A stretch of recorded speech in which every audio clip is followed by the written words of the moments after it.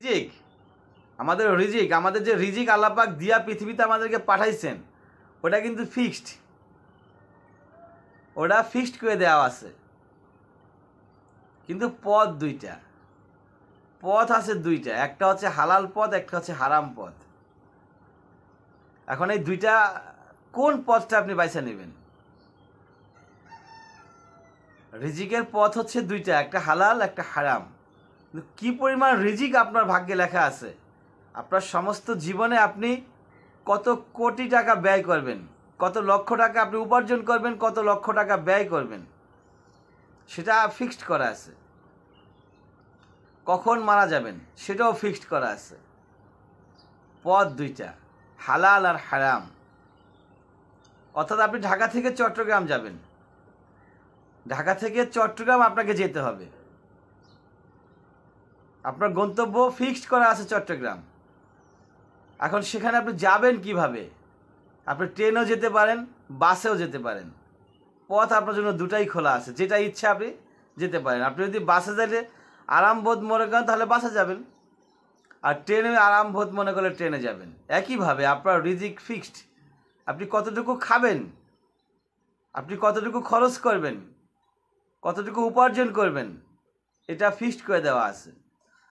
এখন সেই উপার্জনটা আপনি কি হারাম পথে করবেন না হালাল পথে করবেন, সেটা সম্পূর্ণ আপনার ব্যাপার।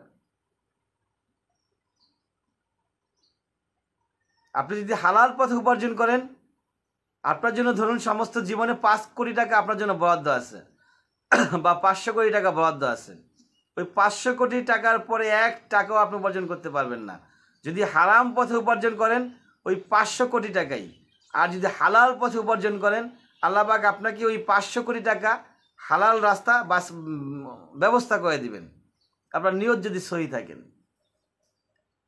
মানুষ যে চুরি করতেছে, ডাকাতি করতেছে, ছিনতাই করতেছে, সুদ খাচ্ছে, ঘুষ খাচ্ছে টাকা বৃদ্ধি করার জন্য, টাকা বাড়বে না, তার জন্য ওই টাকাটাই বরাদ্দ ছিল। সে যদি ওই খারাপ পথ অবলম্বন না করত, সে যদি সৎভাবে বিজনেস করত, সৎভাবে চাকরি করত, সৎভাবে চলাফেরা করত, তাহলে ওই টাকাটাই তার কাছে আল্লাহ পাক পৌঁছে দিতেন এই সততার মাধ্যমেই। তা আমরা বুঝি না, আমাদের বুঝে আসে না। কিভাবে বুঝে আসবে না? আমি তো বুঝতেছি না যে আমরা কেন আমাদের বুঝে আসে না। এটা মরতে হবে, ইউনিভার্সাল ট্রুথ।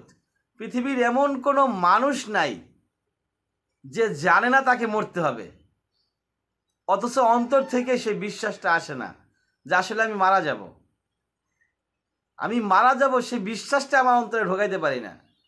কারণ যে ব্যক্তি জানে যে আমার আজকে মৃত্যু, যদি কোনো ব্যক্তির কাছে পৌঁছে দেওয়া হয় যে আজকে রাত 12টার সময় তো আমার মৃত্যু হবে, তো সেই ব্যক্তি পবিত্র হয়ে নাওয়া খাওয়া ঘুম সব বাদ দিয়ে জায়নামাজ একটা নিয়ে, নামাজের মশাল্লা নিয়ে সে দাঁড়িয়ে যাবে, নামাজ পড়তেই থাকবে।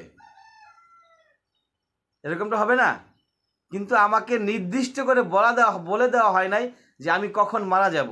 আর সেজন্যই আমি বুঝতে পারি না, আমার বুঝে আসে না যে আমাকে মরতে হবে। আর অহরহ আমি অন্যায় করতেছি, অপরাধ করতেছি, আর তওবার আশায় বসে আছি যে আমি তওবা করে নিব, সব ঠিক হয়ে যাবে। যে এখন তো মাত্র বয়স 20 বছর, 25 বছর, 30 বছর, 35 বছর, বয়সটা একটু বাড়ুক, একটু বুড়া হই, 60-65 বছর হই, তখন আল্লাহর কাছে তওবা করে নিব। আমি তো শিরক করি নাই, শিরকের গুনাহ বাদে আল্লাহ পাক চাইলে সকল গুনাহ মাফ করতে পারেন, মাফ করে দিবেন। তা আমি যেহেতু শিরক করি নাই, আমি আল্লাহর কাছে তওবা করে নিব, তওবা করে আমি মাফ পেয়ে যাব এবং তারপর থেকে আর অন্যায় করব না। এখন যে আপনি অন্যায় করতেছেন, অন্যায় করতে করতে যদি আপনি মারা যান, তাহলে তো গোল্লায় গেলেন। গোল্লায় গেলেন না? অন্যায় করতেছেন, অন্যায় করতে করতে মারা যাচ্ছেন।